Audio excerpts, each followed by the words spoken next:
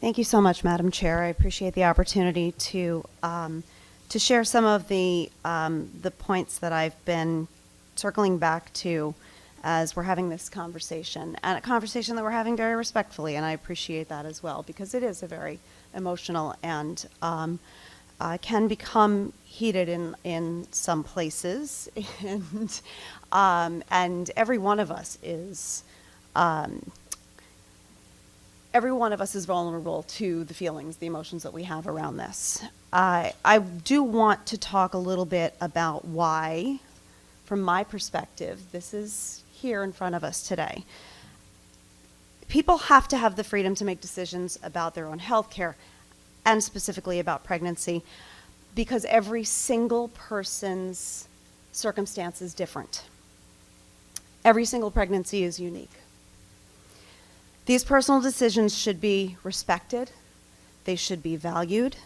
People should be responsible for their own medical decisions throughout their pregnancy, full stop.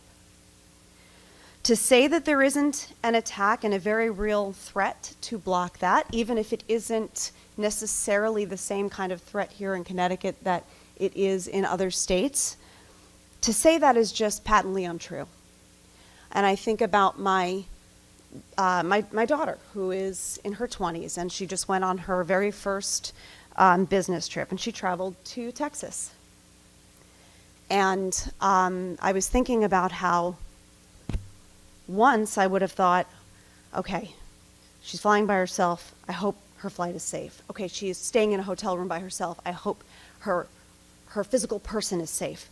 I actually found myself praying that she wouldn't have a medical emergency.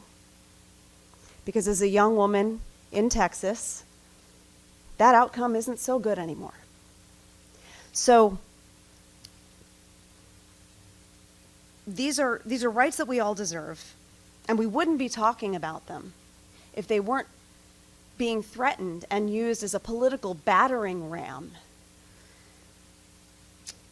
We don't want to be here talking about this, but we have to be.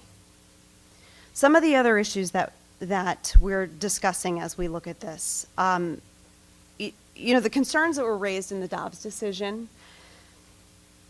they suggest that further erosions to our rights are coming. And we talked about it almost 2 years ago when it happened about, well, they're going to come for IVF. They're going to come for our birth control. Well, look at what's happening today in the Supreme Court and what they're talking about. This is absolutely a right and a series of rights that are under assault. And it's also no secret that the rights of our LGBTQ plus community are being challenged and attacked every day, which is why we have to do everything we can to enshrine each of these protections. I do want to go back a little bit we're looking at this in two very basic categories. We've got the abortion category and we've got the gender category. So I want to kind of keep, for my sake, I want to keep my thoughts organized. So I'm going to go back to the abortion part of the conversation for a moment. Every person's circumstance is different. Every pregnancy is unique. And every person's decision to have an abortion, it's their decision. Research shows that abortions take place later in pregnancy. I'm going to say that again. Research shows that abortions that take place later in pregnancy are because of several factors, often working in combination, such as learning new medical information, including life-threatening diagnoses, or disruptive life events and barriers that delay care. Many people know that they want an abortion but are delayed by medically unnecessary restrictions. Some people have medical conditions that didn't allow them to detect their pregnancy until later, or they may develop complications as their pregnancy progresses. Regardless of anyone's reason for having an abortion, everyone deserves to be able to make that decision for themselves without political interference. However, we do need to set the record straight. There is actually no such thing as an abortion until birth. That's not a thing. The idea that these bills somehow allow a person to have an abortion up to or as a person gives birth is just a flat-out fabrication. It's not how healthcare works. You're not going to find a medical professional who is going to be on board with that. And as the good chair said, when this happens in the 9th month, in the 8th month, it is not something that anybody hoped for. These are pregnancies that the pregnant person wanted to take to term. And here we are in this critical medical emergency. So the vast majority of abortions occur very early in pregnancy. When they do occur later, once again, it's because someone's life is at risk. The pregnant person's life is at risk, or the pregnancy cannot survive. Anti-abortion groups are using this inflammatory, made-up rhetoric. Once again, abortion until birth is just not a thing. So, talking about some of the other erosions of rights, moving into the gender part of the conversation. I think last week's testimony, or are we at 2 weeks now? That underscored the need for clarifying protections in our state constitution, which is really all this would do. It's not going to expand it. It's not going to change it. This is about seeing LGBTQ plus people in our constitution.